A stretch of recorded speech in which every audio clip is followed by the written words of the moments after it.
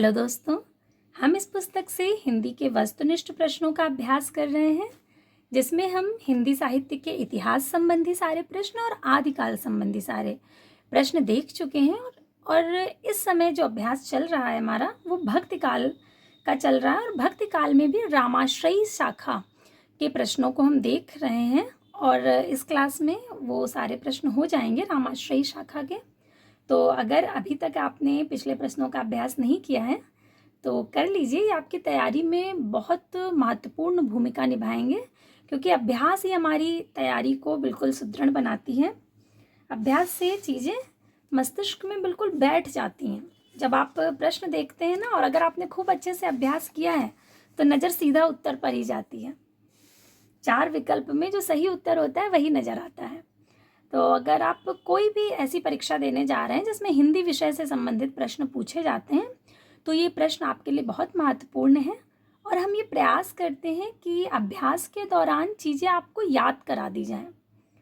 जो भी संभव है याद कराने लायक है, या जो कर सकते हैं उतना करने का प्रयास किया जाता है। तो पिछले जो क्लास थी, पिछली क्लास, उसमें हमने यहाँ तक देख लिया था कि गीतावली क्या है। तो गीतावली तुलसीदास जी की एक मुक्तक काव्य है, तुलसीदास जी का गीतावली। यहाँ तक प्रश्न हो गए थे। अब अगला प्रश्न हम लेंगे। अगला प्रश्न है कि तुलसीदास जी ने भ्रमर गीत परंपरा के अंतर्गत भ्रमर गीत की रचना की है। जो भ्रमर गीत परंपरा है उसमें तुलसीदास जी ने भी भ्रमर गीत लिखा है। तो वो किस में संकलित है? जानकी मंगल में, गीतावली में, कृष्ण गीतावली में, कवितावली में? तो कृष्ण गीतावली में संकलित है। विकल्प बी बिल्कुल सही होगा। उनकी जो कृष्ण गीतावली रचना है उसमें भ्रमर गीत संकलित है। अगला है, गिरा अर्थ जल बीच सम कहियत भिन्न न भिन्न, बंदों सीता राम पद जिनहि परम प्रिय खिन्न। उक्त काव्य पंक्तियां किस कवि की हैं? केशव दास की, ईश्वर दास की, तुलसीदास की, या नागरी दास की? तो ये जो पंक्तियां हैं ये हैं तुलसीदास जी की। आपको जो भी पंक्तियां दी जाती हैं प्रश्न के दौरान, बहुत से ऐसे एग्ज़ाम हैं हिंदी विषय से जुड़े हुए जिसमें श्री रामचरितमानस के कांड हैं पूरे, जैसे उत्तर कांड के कुछ शीर्षक हैं उसमें। तो आपको श्री रामचरितमानस तो पढ़नी ही चाहिए, बहुत महत्वपूर्ण है। वैसे भी हमारा धर्म ग्रंथ है, और इसके अलावा ये परीक्षा की दृष्टि से भी बहुत महत्वपूर्ण है, और इससे प्रश्न पूछे ही जाते हैं। तो हमें इसका ज्ञान होना चाहिए। जैसे ये पंक्तियाँ दी हैं, या कोई भी पंक्ति है किसी भी कवि की, तो उसका अगर आपको अर्थ पता है तो बहुत सही रहता है। बहुत बार आशय पूछ देते हैं, या उसमें क्या कहना चाह रहा है। इसके पहले भी हमने बहुत सी पंक्तियाँ देखी हैं और उनके अर्थ देखे हैं, तो आपने महसूस किया होगा कि अर्थ पता होने से चीज़ें आसान हो जाती हैं। अब जैसे इसका ही अर्थ देखते हैं कि गिरा अर्थ जल बीच सम कहियत भिन्न न भिन्न। इसका अर्थ है गिरा। गिरा मतलब होता है वाणी, और अर्थ यानी कि अर्थ। यहाँ पे आशय है शब्द और अर्थ से। ठीक। जल बीच सम, अब जल और बीच का मतलब क्या है? यानी कि पानी और लहर। कहियत भिन्न न भिन्न, वो कहने को तो भिन्न है लेकिन वो भिन्न है नहीं।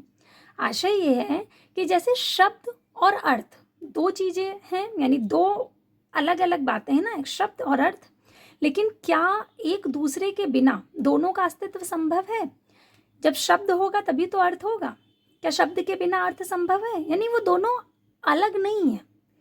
अर्थ शब्द में छुपा होता है और शब्द में अर्थ होता है। इसी तरह से पानी और लहर अलग अलग नहीं है। पानी है तो लहर है, और लहर पानी में ही उठती है। ये दो कहने को अलग अलग हैं कि शब्द और अर्थ अलग है, पानी और लहर अलग है, किंतु ये अलग है नहीं, ये है एक ही। कहियत भिन्न, कहने को भिन्न है, न भिन्न, पर वो भिन्न है नहीं। बंदों सीताराम, ऐसे ही सीता और राम है। हम कहते अलग अलग हैं कि सीता है और राम है, लेकिन सीता और राम अलग नहीं है, सीता राम एक ही है। ऐसे प्रभु सीताराम को, यानी जो कहने में अलग है लेकिन वो अलग है नहीं, बंदों सीता राम पद, ऐसे सीता राम के पद यानी कि चरणों को मैं नमन करता हूँ। जिन्हीं परम प्रिय खिन्न, जिन्हें खिन्न व्यक्ति यानी दीन दुखी, जो दुखिया जन हैं वो परम प्रिय हैं, ऐसे सीताराम जी के चरणों की मैं वंदना करता हूँ, ऐसा तुलसीदास जी कह रहे हैं। तो विकल्प बी बिल्कुल सही होगा। अगला है, तुलसी की भक्ति किस प्रकार की है। ये प्रश्न बहुत बार पूछा गया है और बार बार हमने भी अभ्यास के दौरान देखा कि ये प्रश्न बार बार आ रहा है।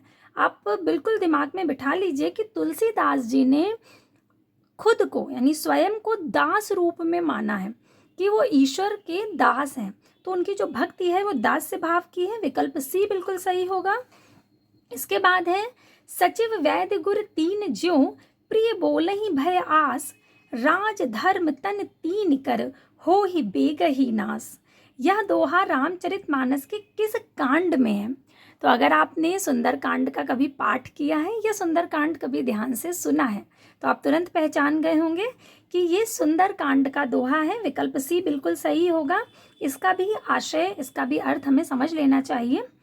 ये परीक्षा की दृष्टि से महत्वपूर्ण है क्योंकि जब कोई भी शीर्षक लगा होता है ना, जैसे मान लीजिए उत्तरकांड में राम राज्य है आपके, उसमें किसी भी परीक्षा में सिलेबस में है, तो ऐसा नहीं है कि सिर्फ पंक्तियां पूछें, बहुत बार अर्थ पूछ लेता है, एक एक शब्द का अर्थ पूछा जाता है। नेट की परीक्षा में भी आपने देखा होगा, कोई एक शब्द ले लेता है, जैसे कोई भी दोहा है उसका बीच से एक शब्द लिया गया और पूछा गया कि इस दोहे में इस शब्द का क्या अर्थ है।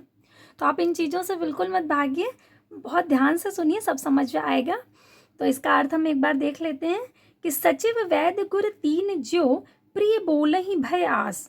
यानी कि सचिव, वैद्य और गुरु, ये तीन यदि भय के कारण प्रिय बोलने लगे, यानी कि आप अपने सचिव को, वैद्य को और गुरु को अगर डरा कर रख रहे हैं तो क्या होता है ना, बहुत बार जैसे तो क्या होता है कि राज धर्म तन तीन कर, हो ही बेगहि नाश। तब राज, धर्म और तन, इन तीनों का शीघ्र ही नाश हो जाता है। जैसे सचिव यदि अपने राजा से झूठ बोले डर के कारण कि कहीं ऐसा ना हो कि मैं अगर राज्य की सही व्यवस्था बता दूं कि क्या चल रहा है राज्य में तो राजा कहीं मुझे मृत्युदंड न दे दें, इस भय से अगर सचिव उसे सही बात न कहे राजा को तो धीरे धीरे क्या होगा, राज्य नष्ट हो जाएगा। इसी तरह से वैद्य यानी कि जो आपका डॉक्टर है वो आपसे डरे, आप उसे डरा कर रख रहे हैं या किसी कारण से वो आपसे डर रहा है कि अगर मैं सही बात इसे बता दूंगा कि इसे ये समस्या है और इसे ये परहेज करना चाहिए तो ये कहीं मेरे साथ कुछ गलत ना कर दे, उसे भय हो इस बात का और वो आपसे सही बात ना बताए, आपकी बीमारी की सही जानकारी न दे, तो क्या होगा, धीरे धीरे आपका शरीर नष्ट होता चला जाएगा। ठीक इसी तरह से गुरु, यानी गुरु को अगर आप डरा कर रख रहे हैं या गुरु आपसे किसी कारण से डर रहा है, उसे भय है आपसे कि अगर मैं सही बताऊंगा तो मेरा शिष्य रूठ ना जाए या कोई और कारण ना हो जाए कि कुछ गलत कदम उठा ले, किसी भी तरह का अगर गुरु को भय है और वो आपको सही स्थिति नहीं बता रहा है कि आप किस क्षेत्र में कमज़ोर हैं और क्या आपको पढ़ना चाहिए और क्या नहीं पढ़ना चाहिए या किस तरह से पढ़ना चाहिए, तो धीरे धीरे क्या होगा कि आपकी जो स्थिति है वो निम्नतर ही होती चली जाएगी। इसलिए सचिव वैद्य गुरु तीन जो, प्रिय बोलहि भय आस, यानी सचिव, वैद्य और गुरु यदि प्रिय बोलते हैं भय के कारण तो राज, धर्म, तन तीन कर, हो ही बेगहि नाश। राज, धर्म, तन, इन तीनों का बेगहि मतलब होता है शीघ्र ही नाश हो जाता है। अब देखिए अगला है, तुलसीदास ने रामचरितमानस के किस कांड में कलयुग का वर्णन किया है। बाल कांड में, अरण्य कांड में, अयोध्या कांड में, उत्तर कांड में। तो उत्तर कांड में उन्होंने कलयुग का वर्णन किया है और क्रम हम श्री रामचरितमानस के सातों कांडों का याद कर चुके हैं। उत्तर कांड बिल्कुल अंतिम में आता है, इसे इस तरह से याद किया था क्योंकि उत्तर बिल्कुल अंत में आता है ना, तो उत्तर कांड अंत में आता है और इसी में उन्होंने कलयुग का वर्णन किया है तुलसीदास जी ने। इसके बाद अगला प्रश्न है कि सगुनहि अगुनहि नहीं कछु भेदा, इस तथ्य को तुलसीदास ने किसके द्वारा कहलवाया है। सगुनहि अगुनहि नहीं कछु भेदा, ये श्री रामचरितमानस की पंक्तियां हैं और ये कही गई हैं शिव जी के द्वारा, इसलिए विकल्प ए बिल्कुल सही होगा। अगला है, राम राज्याभिषेक की तैयारी रामचरितमानस के किस कांड का हिस्सा है। किस कांड का हिस्सा है, तो ये अयोध्या कांड का पहला जो कांड है बाल कांड है और बाल कांड के तुरंत बाद अयोध्या कांड आता है। इसे ऐसे याद किया था हमने कि जब बाल रूप में थे भगवान तो कहाँ रहते थे? अयोध्या में। तो बाल कांड के तुरंत बाद क्या आया? अयोध्या कांड। तो अयोध्या कांड में राम राज्याभिषेक की तैयारी का वर्णन मिलता है। विकल्प सी बिल्कुल सही होगा। अगला प्रश्न है कि रामचरितमानस के अयोध्या कांड में कौन सा संवाद नहीं है? श्री राम भरत संवाद, श्री सीताराम संवाद, श्री राम वाल्मीकि संवाद या शिव पार्वती संवाद? तो अयोध्या कांड में शिव पार्वती संवाद नहीं मिलता है, अन्य तीनों मिलते हैं, इसलिए विकल्प डी बिल्कुल सही होगा। इसके बाद है अयोध्या कांड के प्रथम श्लोक में किसकी स्तुति की गई है? अयोध्या कांड जब शुरू होता है तो किसकी स्तुति मिलती है? तो शंकर जी की स्तुति की गई है। यस्यांके च विभाति भूधर सुता देवापगामस्तके, इस तरह से शंकर जी की स्तुति में श्लोक है। अगला है चित्रकूट निवास रामचरितमानस के किस कांड का हिस्सा है? तो ये अयोध्या कांड का हिस्सा है, विकल्प ए बिल्कुल सही होगा। इसके बाद है कि तुलसीदास की कौन सी रचना ब्रज भाषा में है? इसे भी आपको अलग से याद करवाया गया है कि अवधि की रचनाएं कौन सी हैं और ब्रज की कौन सी हैं। बहुत सही रहेगा आपकी तैयारी के लिए यदि आप पिछले सारे वीडियो को देखते हुए फिर आगे के वीडियो देखें, तो उससे पिछला आपको याद रहेगा, तो आगे आप उससे कनेक्ट कर पाएंगे, जोड़ पाएंगे चीज़ों को। तो ब्रज भाषा की जो रचना है वो कवितावली, विकल्प बी बिल्कुल सही होगा। अब है अब लो नसानी अब न नसई हूँ, तुलसीदास की यह उक्ति किस रचना में उद्धृत है? तो ये विनय पत्रिका की पंक्ति है। अब लो नसानी यानी कि अभी तक बहुत नष्ट कर लिया जीवन को, अब आगे जीवन को नष्ट नहीं करना है। अब लो नसानी अब न नसई हूँ, ये विनय पत्रिका की प्रसिद्ध पंक्ति है। अगला है आचार्य रामचंद्र शुक्ल ने गोस्वामी तुलसीदास द्वारा रचित ग्रंथों की संख्या कितनी मानी है? तो शुक्ल जी ने 12 मानी है, 12 हमने याद की हैं। उनकी जो 12 रचनाएं हैं जो कि वैराग्य संदीपनी से शुरुआत होती है और जो अंतिम रचना है वो कवितावली है। इन 12 रचनाओं का क्रम बार बार कह रही हूँ कि बहुत महत्वपूर्ण है, आपको याद होना ही चाहिए। अगला है प्राणचंद्र चौहान का संबंध भक्ति की किस शाखा से है? तो प्राणचंद्र चौहान का संबंध जो है वो राम भक्ति शाखा से है, विकल्प ए बिल्कुल सही होगा। इसके बाद कबीरदास का संबंध किससे है? ज्ञान मार्गी शाखा से है। मलिक मोहम्मद जायसी का संबंध प्रेम मार्गी शाखा से है। वहीं तुलसीदास जी का संबंध राम भक्ति शाखा से है। सूरदास कृष्ण भक्ति शाखा और जीवाराम स्वसुखी शाखा से संबंध रखते हैं। अगला प्रश्न है कि गोरख जगायो जोग भगति भगायो लोग, इन पंक्तियों में तुलसी का अभिप्राय क्या है? आपको बताया था ना कि तुलसीदास जी ने जो पहले के संत इत्यादि हैं और उन्होंने वेद का विरोध किया है और एक तरह से जो सगुण भक्ति है उसका तो बिल्कुल ही विरोध किया है, तो उसके विषय में उन्होंने ये बात कही थी। इसमें एक तो उन्होंने कहा है कि नाथ पंथ का हठ योग मार्ग जो है वो हृदय पक्ष शून्य है, कि हठ योग जो है उसमें हृदय पक्ष शून्य हो जाता है, एक बात तो ये।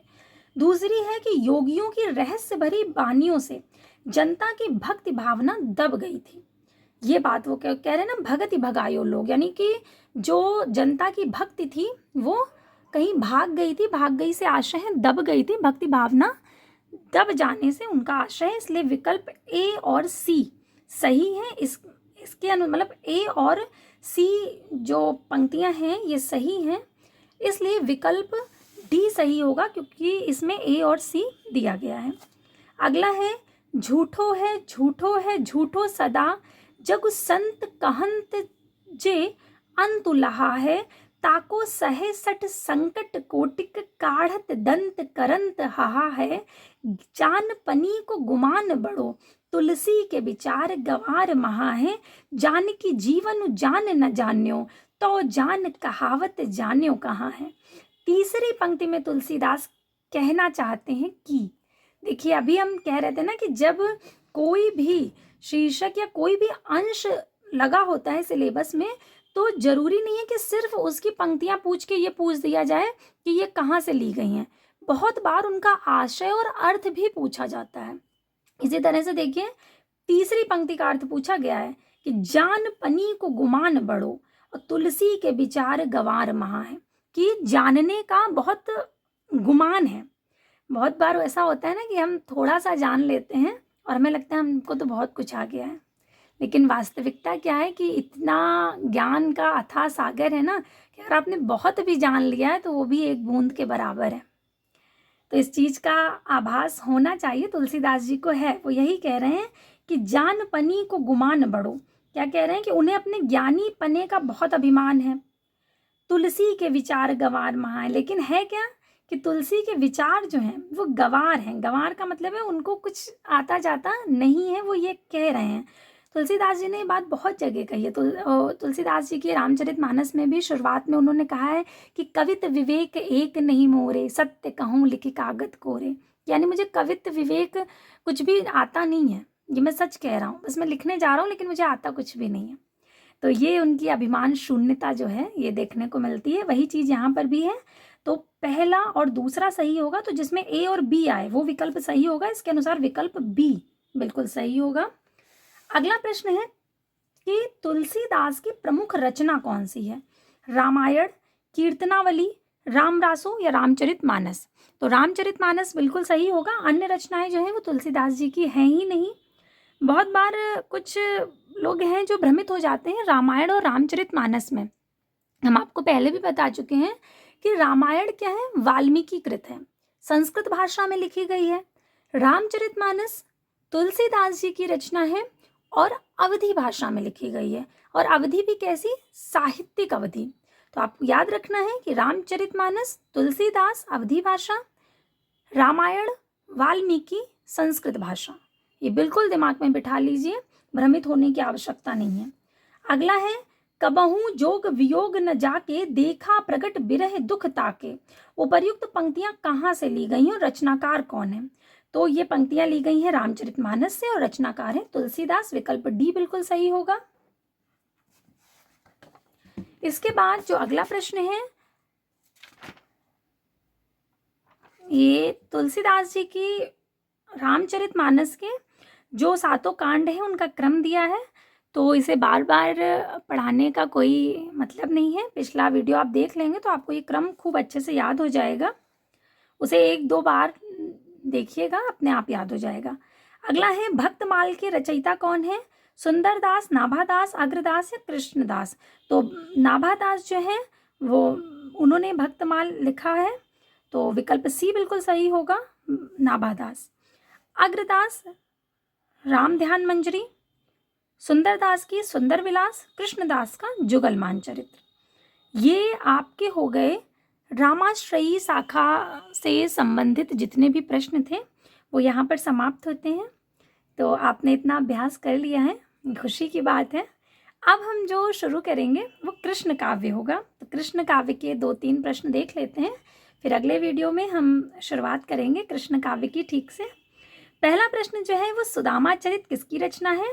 तो सुदामा चरित है नरोत्तम दास जी की रचना। विकल्प सी बिल्कुल सही होगा। अन्य विकल्प है नंददास, कृष्णदास और सूरदास। इसके बाद है निम्नलिखित में से अष्टछाप के कवि नहीं है? सूरदास, रैदास, नंददास या कुंभनदास? तो विकल्प सी कुंभनदास बिल्कुल नहीं, विकल्प सी रैदास बिल्कुल सही होगा। कुंभनदास तो उसके अष्टछाप के कवि ही हैं। सूरदास, नंददास और कुंभनदास ये तीनों अष्टछाप के कवि हैं और जो रैदास हैं वो अष्टछाप के कवि नहीं हैं। अष्टछाप की स्थापना किसने की थी? अष्टछाप में कौन से 8 कवि आते हैं और उनका क्रम क्या है? ये सब बहुत महत्वपूर्ण है। तो अगला जो वीडियो होगा, अगली जो क्लास होगी उसमें हम शुरुआत यहीं से करेंगे। आपको सबसे पहले अष्टछाप के बारे में बताया जाएगा और अष्टछाप के 8 कवियों का जो क्रम है वो आपको याद कराने का प्रयास किया जाएगा कि जिससे आप जैसे ही कहीं अष्टछाप के कवियों को देखें या उनका क्रम, आप बिल्कुल सीधा आपको सही उत्तर ही दिखाई दे, इतना अच्छे से याद हो जाए, ऐसा प्रयास करूँगी। तो आज के लिए हम इतने ही प्रश्नों को रखते हैं। अगली क्लास में हम इसके आगे के प्रश्नों का अभ्यास अष्टछाप के कवियों से शुरुआत करेंगे। तो आज के लिए धन्यवाद।